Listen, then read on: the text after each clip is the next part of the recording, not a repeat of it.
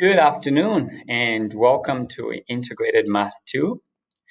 My name is Kennedy Chongo and I'm here to go over with you some important information that might be helpful for you to know for our IM2 course this semester.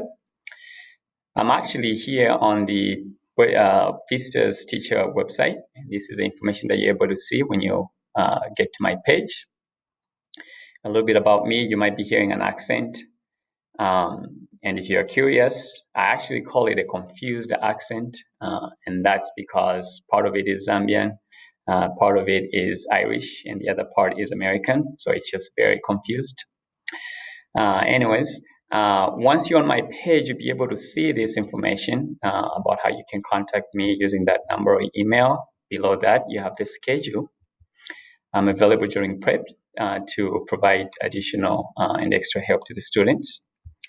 As for the students, they're able to access all the content and the assignments in Google Classroom, and I'm going to go there in just a second to show you what the students see. While we are still on this page, there are a few links, and some additional links will come up in just a few days, but here you can find the course expectations, which contains some very, very important things for you to know. Also, the class calendar that maps up all the sections and chapters and units that we're supposed to cover for this semester. All right, now I'm going to go to Google Classroom and just kind of run through to show you what students see when they log in. Once students get here, they're able to receive notifications and reminders on this page, for upcoming assignments, and things that they need to complete, when and where to find things. When you go to classwork, this is what students are able to see. Things are organized by topics, so they can even click on a topic to access whatever specific things that they need to find.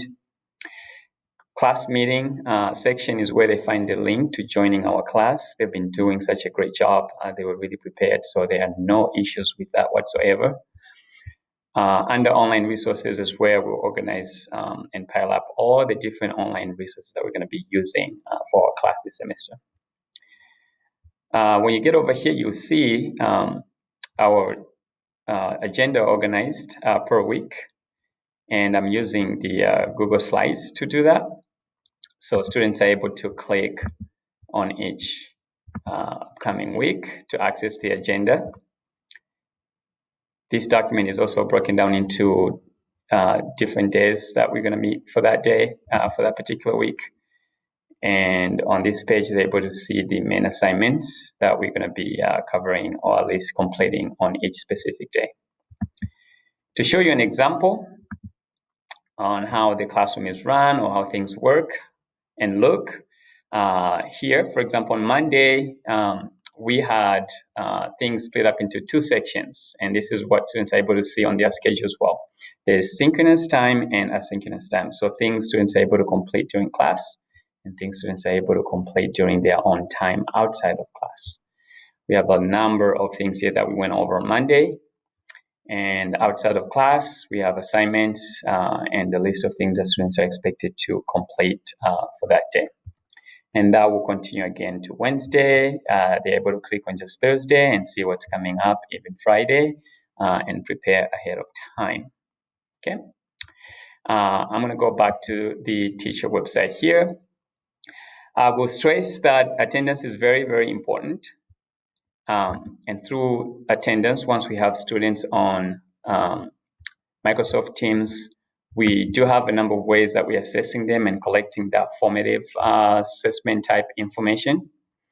And the reason why that is important is because when you go over here to grades, you'll notice here that we're only using two categories for our gradebook this semester. There's formative assessments with 40% of their grade, and then summative assessments with 60% of their grades. There's formative assessments. The format is different this year. We are giving them little short assessments, and there's going to be a lot of them at a higher frequency. And then that's the same thing for summative assessments as well. A lot of them little shorter assessments. Today they took their first assessment test, and they only had 10 questions. It was multiple choice. So that's how things are going to look like. Anytime you have any questions, feel free to email me or call me, and I'll get